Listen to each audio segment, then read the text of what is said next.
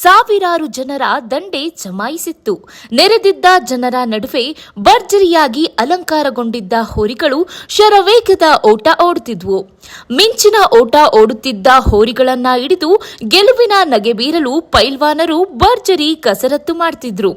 ಹೋರಿಗಳು ಮಾತ್ರ ಯಾರ ಕೈಗೂ ಸಿಗದಂತೆ ಶರವೇಗದ ಓಟ ಓಡಿ ನೆರೆದಿದ್ದ ಜನರಿಗೆ ಸಖತ್ ಖುಷಿ ನೀಡಿದ್ವು. ಬಲೂನ್, ಜೂಲ, ಕೊಬ್ಬರಿ ಹಾರಗಳಿಂದ ಅಲಂಕಾರಗೊಂಡಿರೋ ಹೋರಿಗಳು, ಕಿಕ್ಕಿರಿದು ಸೇರಿರುವ ಜನರ ದಂಡು, ನೆರೆದಿದ್ದ ಸಾವಿರಾರು ಜನರ ನಡುವೆ ಶರವೇಗದ ಓಟ ಓಡುತ್ತಿರುವ ಹೋರಿಗಳು.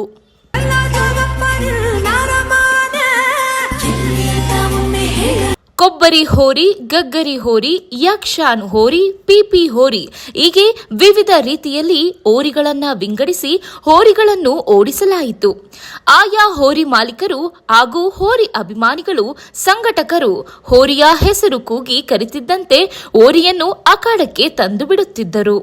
ಅಖಾಡ ಪ್ರವೇಶ ಮಾಡುತ್ತಿದ್ದಂತೆ ಹೋರಿಗಳು ಯಾರ ಕೈಗೂ ಸಿಗದಂತೆ ಧೂಳೆಬ್ಬಿಸಿಕೊಂಡು ಶರವೇಗದ ಓಟ ಓಡಿ ಗೆಲುವಿನ ದಡ ಮುಟ್ಟುತ್ತಿದ್ವು.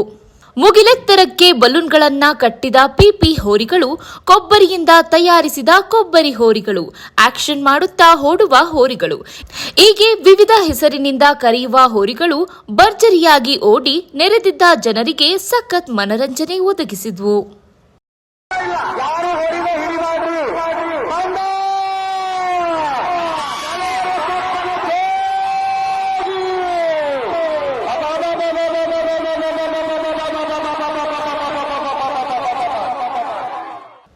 ಹೋರಿಗಳು ಅಖಾಡಕ್ಕೆ ಬಂದು ಮಿಂಚಿನ ಓಟ ಓಡಲು ಆರಂಭ ಮಾಡುತ್ತಿದ್ದಂತೆ ಅಖಾಡದಲ್ಲಿ ನಿಂತಿದ್ದ ಪೈಲ್ವಾನರು ಓಡುವ ಹೋರಿಗಳನ್ನು ಹಿಡಿದು ಗೆಲುವು ಸಾಧಿಸಲು ಇನ್ನಿಲ್ಲದ ಸರ್ಕಸ್ ಮಾಡ್ತಿದ್ರು.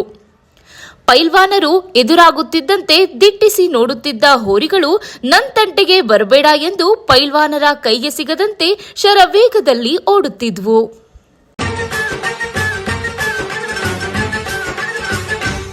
ಕೆಲವರು ಓಡುವ ಹೋರಿಯನ್ನ ತಡೆದು ನಿಲ್ಲಿಸಬೇಕು ಎಂದು ಯದ್ನೋ ಬಿದ್ನೋ ಪ್ರಯತ್ನ ಮಾಡ್ತಿದ್ರು.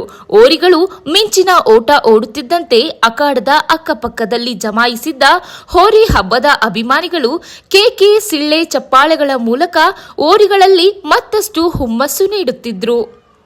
ಬೆಳಗ್ಗೆಯಿಂದ ಸಂಜೆಯವರೆಗೂ ಹೋರಿ ಹಬ್ಬ ಭರ್ಜರಿಯಾಗಿ ನಡೆಯಿತು.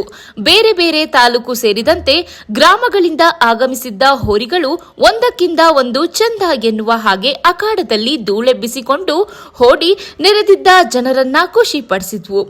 ಹೋರಿ ಮಾಲೀಕರು ಹಾಗೂ ಹೋರಿ ಅಭಿಮಾನಿಗಳಂತೂ ಹೋರಿಗಳ ಮಿಂಚಿನ ಓಟವನ್ನ ಕಣ್ತುಂಬಿಕೊಂಡು ಸಖತ್ ಎಂಜಾಯ್ ಮಾಡಿದ್ರು.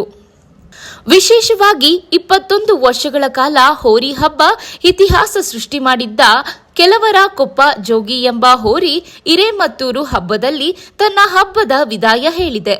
ಅಪಾರ ಅಭಿಮಾನಿಗಳನ್ನ ಹೊಂದಿದ್ದ ಈ ಹೋರಿ ಹಬ್ಬಕ್ಕೆ ವಿದಾಯ ಹೇಳಿದೆ.